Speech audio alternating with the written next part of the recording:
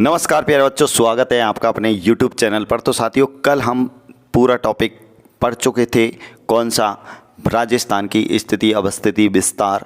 ये टॉपिक अपना कंप्लीट हो चुका था, वो भी नए ज़िलों के साथ में। आज हम सबसे महत्वपूर्ण टॉपिक को लेने वाले हैं, जिसका नाम है राजस्थान के भौतिक प्रदेश। साथियों, मैं आपको बताने वाला हूँ कि राजस्थान के भौतिक प्रदेश ये किस तरीके से हमारे राजस्थान में है। ठीक है, ये वेरी इंपॉर्टेंट टॉपिक है। यहाँ से हमेशा क्वेश्चन आते रहते हैं। किस तरीके के क्वेश्चन आते हैं साथियों? यहाँ पर या तो आपसे पूछा जाएगा मरुस्थल से, या आपसे अरावली पर्वतमाला से, या पूर्वी मैदान से, या हाड़ौती प्रदेश से। इस तरीके से इन चार पार्टों से आपसे क्वेश्चन पूछा जाएगा। तो मैं यहाँ पे बात करने वाला हूँ सबसे पहले भौतिक प्रदेशों की। तो साथियों, मैं बात करूँ यहाँ पर उच्चावच के आधार पर।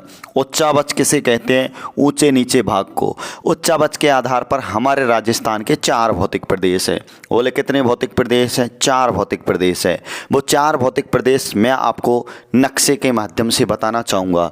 तो एक बार देखिए रे, नक्शे के माध्यम से यहाँ पर आप राजस्थान के उन चार भौतिक प्रदेशों को।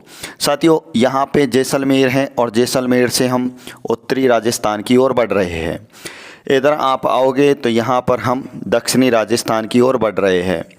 इस तरीके से मैं आपको इस नक्शे के माध्यम से चार भौतिक प्रदेशों को आपको बताने वाला हूँ। तो आप अच्छे से समझते रहना साथियों। ये हमारे राजस्थान का नक्शा है। यहाँ से अगर मैं लेना चाहूँगा साथियों, यहाँ से अगर मैं लेना चाहूँगा तो ये एक पार्ट हो गया, और यहाँ पे अगर मैं लेना चाहूँगा तो ये हमारा दूसरा पार्ट हो गया। और यहाँ से अगर मैं लेना चाहूँगा इस तरीके से तो ये हमारा अरावली वाला भाग हो गया। और यहाँ से अगर मैं लेना चाहूँगा तो साथियों, यहाँ से ये पूर्वी मैदानी प्रदेश हो गया, और ये हाड़ौती का पठार हो गया। तो देखिए साथियों, यहाँ पर जो है 25 सेंटीमीटर वार्षिक वर्षा है। ये 25 सेंटीमीटर वार्षिक वर्षा जो राजस्थान का जो मरुस्थली भाग है उसे दो भागों में बांटती है। ठीक है, ये जो पार्ट है साथियों, इसे कहा जाता है शुष्क मरुस्थल। कौन सा मरुस्थल? इसे शुष्क मरुस्थल कहा जाता है। और इसे कहा जाता है प्यारे बच्चों अर्ध शुष्क मरुस्थल। कौन सा मरुस्थल बताओ? अर्ध शुष्क मरुस्थल कहा जाता है। ये शुष्क मरुस्थल और अर्ध शुष्क मरुस्थल दोनों एक दूसरे से अलग होते हैं। उसे 25 सेंटीमीटर वार्षिक वर्षा कहा जाता है। लेकिन आप यहाँ पर देखोगे तो यहाँ पर 50 सेंटीमीटर वार्षिक वर्षा आती है। और ये 50 सेंटीमीटर वार्षिक वर्षा पर आप देखोगे यहाँ पर, तो ये कौन सी पर्वतमाला है रे? ये है अरावली पर्वतमाला। तो अरावली पर्वतमाला हमारे शेष राजस्थान को, बोले तो इधर मरुस्थली वाले राजस्थान को 50 सेंटीमीटर वर्षा द्वारा अलग करते हैं। ये भी कई बार पेपर में पूछा जा चुका है। ये भी कई बार पूछा जा चुका है कि शुष्क और अर्ध शुष्क मरुस्थल को दो भागों में बांटने वाली वार्षिक वर्षा कितना है? 25 है, और यहाँ पर 50 है। कभी कभी 50 ऑप्शन में नहीं होता है तो 40 ऑप्शन में होता है। ये जो होता है साथियों, यहाँ पर है, ये है पूर्वी मैदान का भाग, पूर्वी मैदान है। और ये जो पार्ट है साथियों, इसको आप देख रहे हैं, यहाँ पर आप देखोगे पूर्वी दिशा है, और यहाँ पर आप देखोगे दक्षिणी दिशा है। तो दक्षिण पूर्व में जो आता है उसे कहा जाता है साथियों हाड़ौती का पठार। कौन सा पठार बताओ? हाड़ौती का पठार। तो इन चार भागों में बांट के हम राजस्थान के भौतिक प्रदेशों को पढ़ने वाले हैं। यहाँ से क्वेश्चन बहुत बार पूछे गए हैं। यहाँ से या तो चोटियों का क्रम पूछ लेते हैं, चोटियों का नाम पूछ लेते हैं, मरुस्थल के बारे में पूछ लेते हैं। बहुत कुछ यहाँ से आपको सीखने को मिलेगा। वेरी इंपॉर्टेंट ये टॉपिक है। तो यहाँ पर हम सबसे पहले तो हम मरुस्थल की बात करते हैं, इस पूरे के पूरे हिस्से की बात करते हैं। तो यहाँ पर मैं बात करूँ साथियों मरुस्थल की, तो मरुस्थल को हम देखेंगे कि दो भागों में बांट के पढ़ेंगे। एक तो शुष्क मरुस्थल, एक अर्ध शुष्क मरुस्थल। शुष्क मरुस्थल में आपको बड़े बड़े ज़िले दिखाई देंगे, जिनमें जैसलमेर हैं, यहाँ पर बाड़मेर हैं। ठीक है, इधर बाड़मेर आ जाएगा, यहाँ पर बीकानेर आ जाएगा।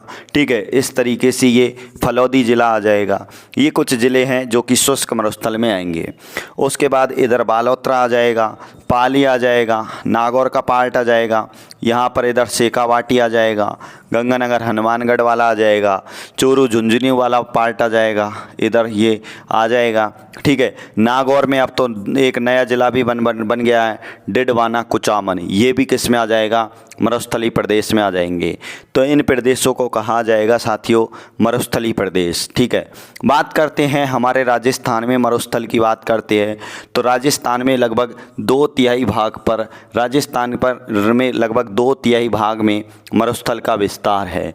ठीक है, मरुस्थल के विस्तार की यहाँ पे मैं बात करूँ साथियों तो यहाँ पर आता है थार का मरुस्थल। कौन सा मरुस्थल आता है बताओ?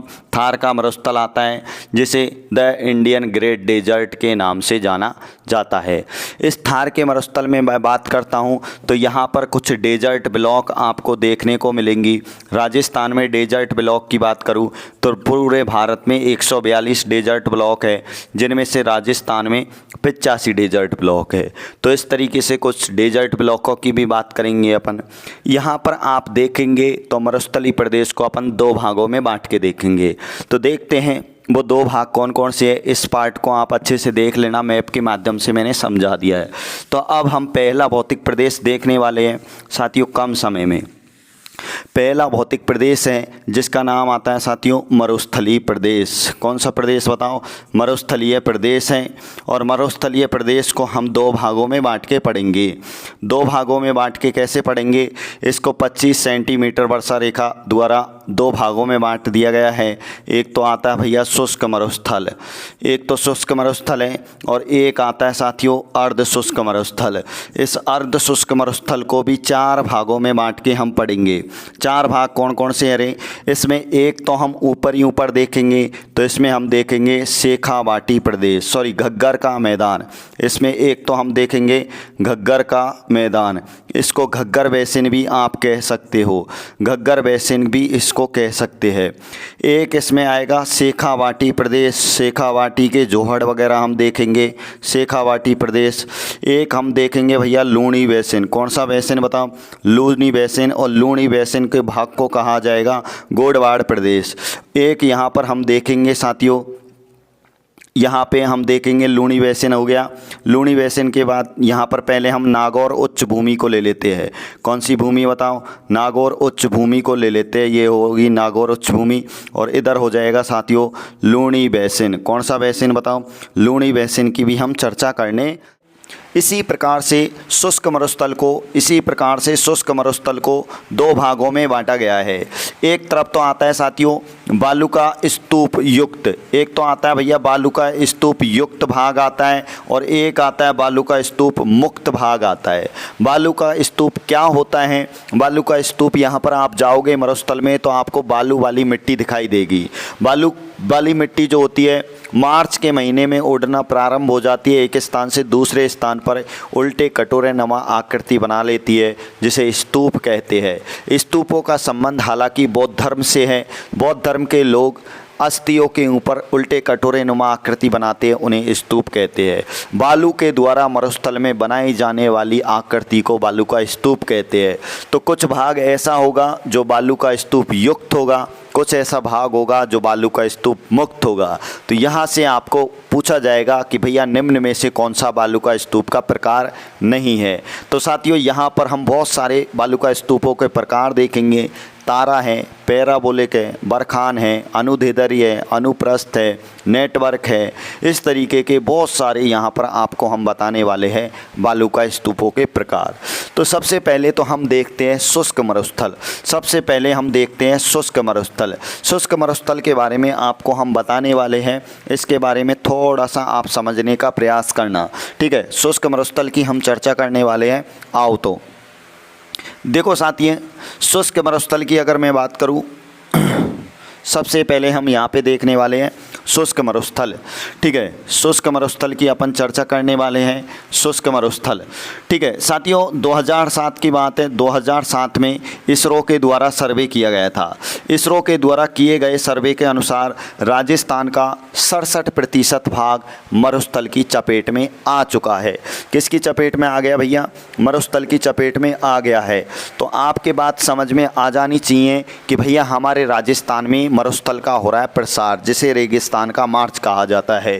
ठीक है प्यारे बच्चों, लेकिन आपने देखा होगा राजस्थान के कृषि आयोग द्वारा अब तक तो केवल 12 जिले में मरुस्थल का विस्तार था, जिनमें आपको पढ़ाया होगा 61.11% भाग पर मरुस्थल का विस्तार पाया जाता है। लगभग 2/3 भाग पर 1,75,000 वर्ग किलोमीटर में मरुस्थल आता है, जबकि राजस्थान का कुल क्षेत्रफल 3,42,239 किलोमीटर है। ठीक है, तो आप यहाँ देखोगे तो आपको ये मरुस्थल का बहुत ज़्यादा विस्तार आपको दिखेगा। तो ध्यान देना है, यहाँ पर मरुस्थल की हम बात करेंगे तो ध्यान देना साथियों, हमारे राजस्थान में पश्चिमी भाग में, कौन से भाग में बताओ, पश्चिमी भाग में पाया जाता है मरुस्थल। मरुस्थल पाया जाता है जिसमें शुष्क मरुस्थल के अंतर्गत हम बात करने वाले हैं थार का मरुस्थल। कौन सा मरुस्थल बताओ, थार के मरुस्थल की हम बात करें तो इसे द इंडियन ग्रेट डेजर्ट के नाम से जाना जाता है। इसे कहा जाता है भैया भारत का महान मरुस्थल कहा जाता है। भारत का क्या कहा जाता है, महान मरुस्थल इसे कहा जाता है। द ग्रेट इंडियन डेजर्ट के नाम से जाना जाता है। ये थार का मरुस्थल साथियों माना जाता है टेथिस सागर का अवशेष। किसका अवशेष माना जाता है, टेथिस सागर का अवशेष माना जाता है। यहाँ पर पश्चिमी राजस्थान में पाई जाने वाली जितनी भी झीलें हैं खारे पानी की झीलें हैं। हम कैसे माने कि यहाँ पर पहले समुद्र था, कहते हैं कि साथियों इस पश्चिमी भाग में पहले बहुत ज़्यादा जैव विविधता थी, पेड़ पौधे थे, समुद्र का विस्तार था, लेकिन समुद्र सूखने के बाद यहाँ पर बालू वाली मिट्टी बच गई और यहाँ पर मरुस्थल बच गया।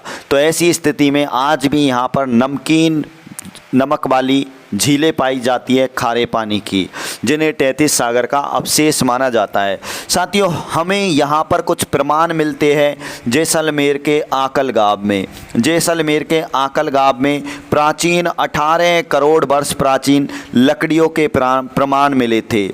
डायनासोर के भी यहाँ पर प्रमाण मिलते हैं साथियों, डायनासोर के भी यहाँ से प्रमाण मिलते हैं। इसीलिए यहाँ पर आकलगाव में, जैसलमेर के आकलगाव में आकलवुड फॉसिल्स पार्क बनाया गया है, ये आपको ध्यान रखना है। जैसलमेर में हम पश्चिमी भाग में जाएंगे तो 85 डेजर्ट ब्लॉक आपको दिखाई देंगे। डेजर्ट का मतलब होता है मरुस्थल। यहाँ पर आप देखोगे शुष्क मरुस्थल में आप जाओगे तो यहाँ पर साथियों कटीली वनस्पति पाई जाएगी। कटीली जो वनस्पति पाई जाती है उसे कहा जाता है मरुद्भिद, उसे कहा जाता है साथियों मरुद्भिद कहा जाता है।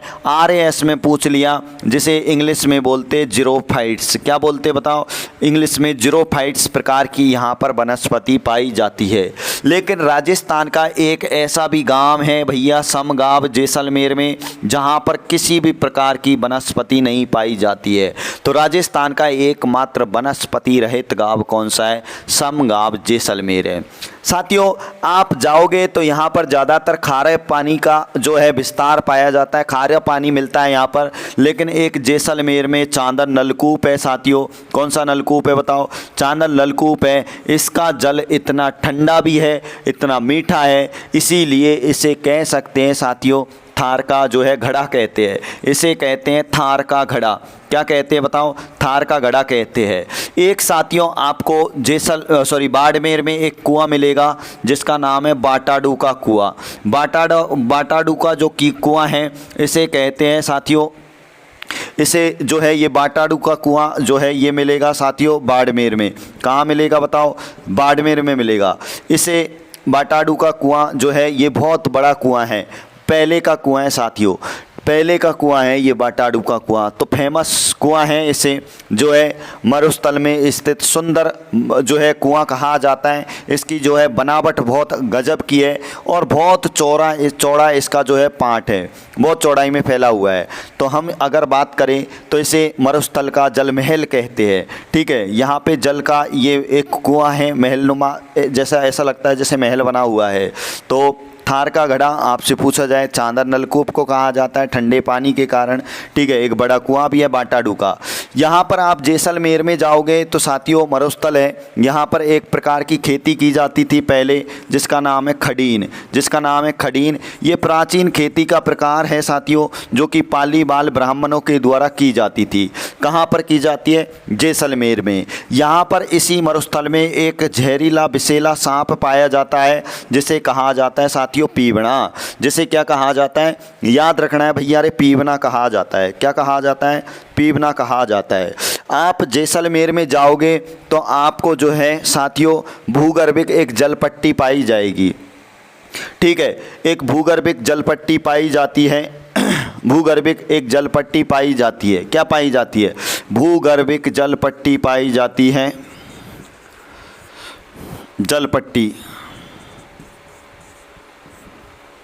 इस भूगर्भिक जलपट्टी को कहा जाता है साथियों लाठी सीरेंज। क्या कहा जाता है बताओ, लाठी सीरेंज कहा जाता है। ये जैसलमेर के उत्तर पश्चिम में पाई जाती है साथियों, उत्तर पश्चिम में, अर्थात पाकिस्तान की सीमा के सहारे 60 किलोमीटर की चौड़ाई में स्थित ये भूगर्भिक जलपट्टी है साथियों।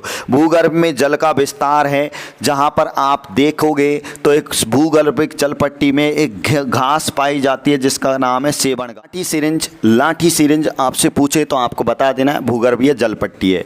उसके बाद मैं बात करने वाला हूं साथियों, एक आपसे पूछा जाएगा CAZARI, काजरी।